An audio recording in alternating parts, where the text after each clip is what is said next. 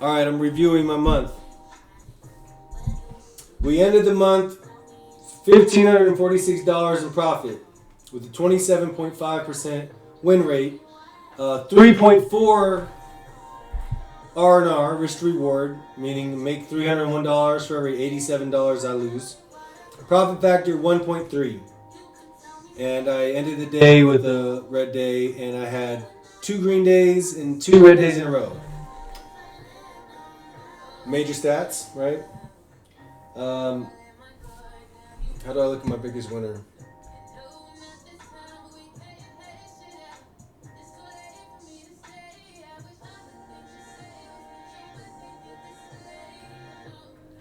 Largest losing, bro. Largest profitable trade, $1,839. Amazing. Largest losing trade, $435. Amazing. That's great. I love that.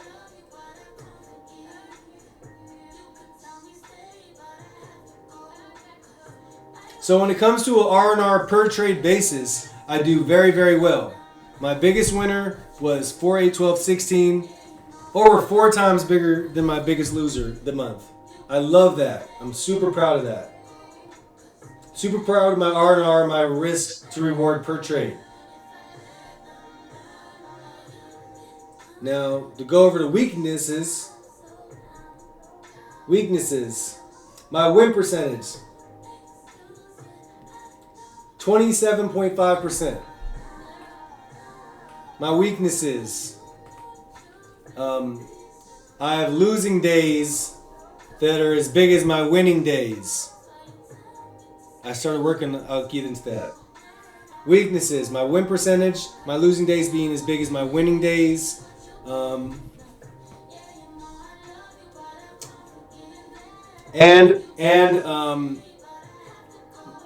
My emotions while I'm sizing, knowing when to size appropriately, and being able to stay consistent. Like, I would love for me to get to a point where I'm having 4 or 5 day win streaks in a row. I haven't gotten there yet. I think the longest I've had is a 3 day. So those are my weaknesses.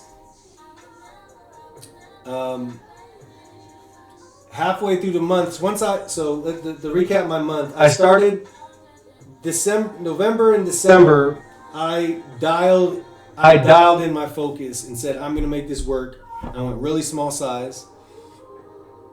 And I really I really worked on my process of what it takes for me to enter a trade and really my entry signals, right? What's triggering me. I created a way of looking at things. I have my context, right? It's the context of the market environment, right? That's super important. Context tells me how I should look at everything underneath it. Then I have my locations, right? My supply and demand levels, my delta outliers, my volume profile, my low volume nodes, right? Interesting levels and areas that I want to trade or see something happening. And then I have my price action confirmations, which are my entry triggers. So when I understand my context, when I break down my locations, and then when I get to the price action confirmations for entries, that's the big thing I worked on. And then after that, we have another thing. It's not just the entry confirmations. It's the behavior after the entry. So I have a couple of playbooks. I have my ATP, Absorption or Trap Participants at Key Level playbook, ATP. I have my LVN intraday. So we make a low volume node on the volume profile intraday. So it's like an intraday type of trade. I have my orbs trades. So like an opening range breakout or opening range breakout failure. So like we break outside of the opening range of the 15 minutes, right? That can create a trend continuation day. I want to get in on that trend. Or we break outside of that range and I can tell it's going to fail breaking outside that range and we're going to go back up, right? So orb failure. And then I have my trend continuation trades. This trade is when we break outside of the opening range, strong in either direction, and now I'm looking for, like if it's short, I'm looking for pops back into key intraday levels with delta outliers. Like we break outside on the short trade, and we see a pop with a lot of trapped buyers, and then we see the selling come back in. Boom, that's a good trade. Trend continuation trades. So those are my playbooks. I've dialed those in. The biggest thing was working on my entries.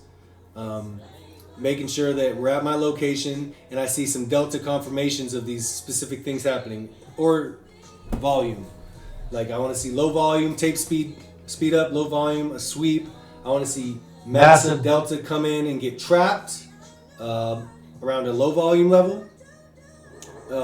At a major liquidity level, I want to see like absorption. Oh, look it, there's a ton of buyers coming into the market, yet they're not able to push price up. Those are my confirmations, my entry confirmations to go long. And I also dialed in my weaknesses on my entries. Like the worst losses I have is when I'm not looking for right when it happens. I wait too long and I see it, like I want to get long and I see something happen and then I see a shit ton of price action move the market and delta come in, and then I press the buy button and then my entry's bad and I only have 4 or 5 points of risk and I got in way too late and I didn't get in off of a pullback or a delta confirmation or a failed sell or a higher low, or I didn't get in on that sweep or something like that. Those are my worst entries. So I like really focused on all that stuff, and it got me to this month here. Once I got into this month and I had, I sized up on the 14th. So almost halfway through the month, I sized up. And when I sized up, I had to get comfortable with it. Having small size messes with me because I want more and more, right? Because it's just little money to me. Big size messes with me just because getting comfortable with the risk that I'm using and not letting emotions get to me. When I sized up, I handled it well. I knew the biggest thing when I sized up was, hey Cedric, you're going to have losers. If you size up, you need to be prepared to run this thing past the losers. So you're going to have losing days. You need to keep going. Because if I took a big loss and I lost my confidence and didn't believe in my system, all of a sudden now I'm not making that back, or I size back down and it's a red month and now I'm just like coasting because I'm not confident enough. I knew that I needed to keep it going. And I did that.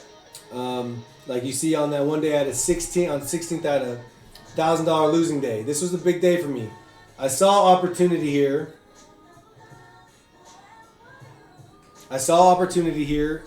But I didn't care enough. I didn't care enough about the context of the day and understanding, hey, am I right? Am I wrong? Like, do I understand this context? I didn't take that into consideration enough.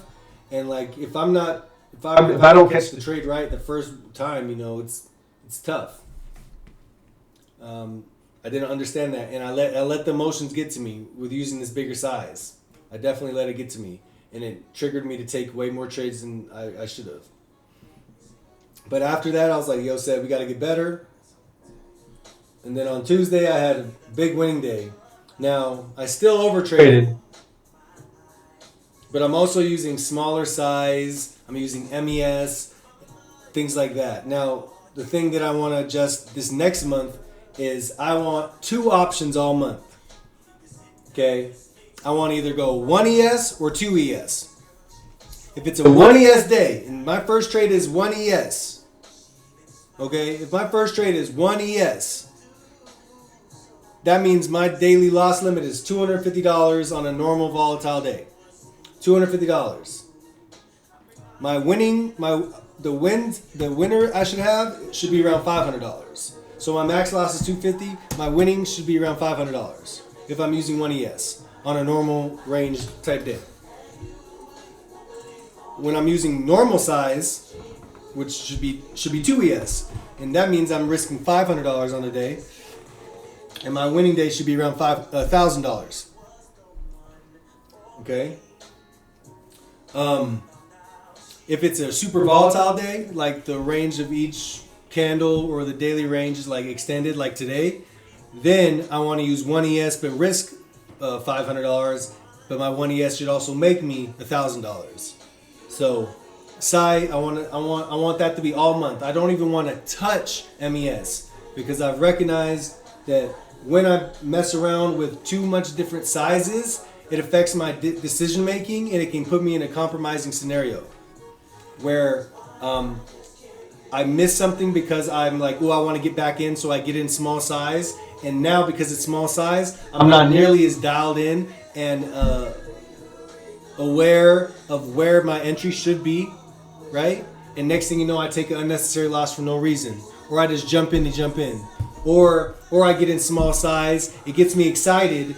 Small size doesn't make a lot of money though, and now I want to get in large size because I got the entry. Like, I need to make sure that my my mind, my awareness always is in control of my mind, right? I don't want my mind to slip my awareness and my goals and my directives. And little tiny things are what pushed me over the edge, where my awareness, my goals, and my directives become second to my mind and the racing thoughts that my emotions trigger. So my goal is to keep my awareness of my priorities bigger than everything that happens, and to not let the little slips cause an avalanche. That's the biggest thing that I want to work on this next month. So 1ES or 2ES the whole month. No MES going back and forth, because that creates so many issues with entries, with risk management, with avalanching behaviors. I don't want to touch MES at all, and I did that a ton. That would probably cut out so many of my losing trades or bad things that just avalanche if I didn't trade MES. I'm only trading ES next month. That should assist my win percentage. That should assist my focus. That should assist my over trading. A ton of things. And if I use big size, I don't want to get in. It's harder for me to say yes to getting in if I use big size.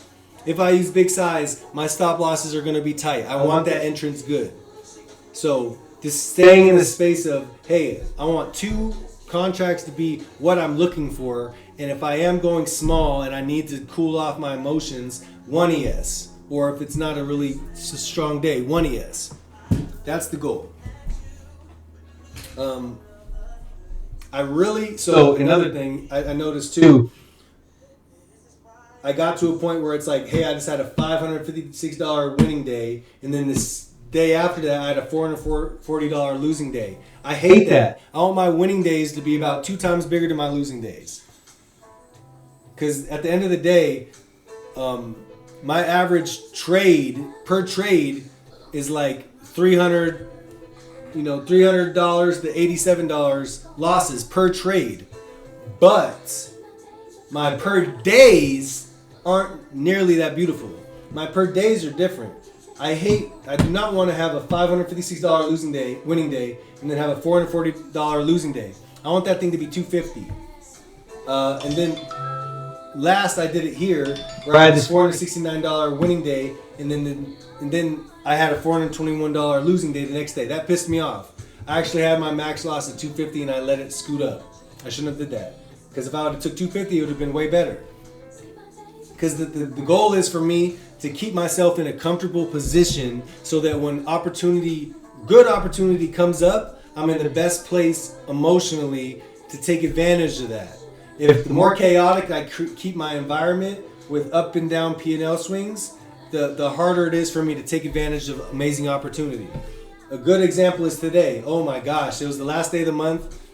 I knew I wanted to keep my month green, and pretty much my first trade was amazing. It was at my key level. I saw trapped participants, and I risked off of it, and I risked 1 point. Beautiful. It didn't work out. Super volatile day. And I did 1 point on a super volatile day. Beautiful. But then I took this second trade. I got in. I haven't done this in a while, but I got in late after it confirmed. I missed the entry, and I got in. And instantly, because of how volatile it is, I risked that entire thing and I got that whole range taken from me. 5 points, lost it right there. That created issues for me on the third trade, because the third trade was money in the fucking bank. I took a great trade on this third trade. You can see it right here. Let's do the 1 minute chart. So check this out. I took, this was my second trade right here. This was my second trade. I entered here and I got stopped out here because I got in late. I was mad about that. My second trade, I saw all the volume come in after we held this again, and I entered here, and I risked, honestly, it was like 3 points. I risked 3 points on this. I risked it off a Delta outlier. Amazing entry. Because I was already down on the day though, instead of me making this a break-even trade, if it came back, I said, no, I want to have my risk off this wick of this 1 minute candle, right? And I did that. And this all was a, cause and effect scenario. Because I did that, we came back, we wicked me out. I ended up around break even on the day, a $70 loss, because I wanted to protect my P&L. But then right after that, it went up fucking 14 points. That would have been a $750 winning day. No, that would have been, it would have ended up being like a $750 win day. The only difference in how this ended was my first bad entrance. My bad entrance triggered this. If I didn't have this bad entrance, I would have had this at break even, and this would have ran up, and I would have made a big winner, and I wouldn't have had that bad loser, and I would have had probably a $1,000 profit and loss day. So that's what it is. Instead of me saying, "Ooh, I just need to hold it and take the risk," no, I just need to work on my entries better so that I avoid putting myself in that circumstance. Because I really loved what I did today. I wanted to protect my P&L. And when I got wicked out, I was mad as shit because I knew this was strong as hell. Tons of buyers coming in. But if it was super clean, it wouldn't even done that. So I'm happy I got out because I protected my P&L and I saw bigger than my emotions. I was really close to not trading today. And it's crazy. It's like, if I didn't trade today, I would have missed this and I wouldn't have cared. The only reason I'm upset right now, even though I protected my money and had great opportunity, is because I missed out on something and my emotions are bigger than my emotions became bigger than my goals. So as soon as I let that go, I was like, damn, I did a good job today. You know what I'm saying? I need to protect my emotional stability. That's the big thing. Hey, I need to stop trading once my emotional stability is compromised. Not when I'm done seeing opportunity or not going up anymore or whatever the case. When my emotional stability is compromised, I need to stop trading. Because once it goes past that compromised point, that one step past compromised point, that's when I say, oh, I'm going to move my max loss up today. Oh, now my awareness and my long-term goals become unimportant to the moment and my emotions. So that's another big thing I'm working on this next month is keeping my, stop. I'm not going to trade anymore. Once my emotions are compromised, my max losses be 250 with 1 ES, 500 with 2 ES on normal days, right? Me really trying to avoid getting into trades late, making sure that I'm sticking my eyes to the screen and waiting for those entry confirmations when it's time to focus, right? And only trading when I understand the context. Because I also have noticed there is so many times, I would say 75% of every day, I understand the context and how the market's going to move. There's only a couple days where I'm like, I don't know what the fuck's going to happen today. There's only a couple days like that. So, with that said, I did decent. I did decent for my first day of the month of the year. If I can only trade one ES and two ES next month, not take any MES trades, I'll make sure that my max losses, if I'm using one ES, is 250 and max losses, two ES is 500 on the day, right? And my winners are 1,000 and 500 with 2 and 1. I'll be putting myself in a very, very good circumstance, especially if I also try to control my, make sure I don't trade when I'm emotionally compromised. That's my stop loss, is being emotionally compromised. I don't want to trade when I'm emotionally compromised.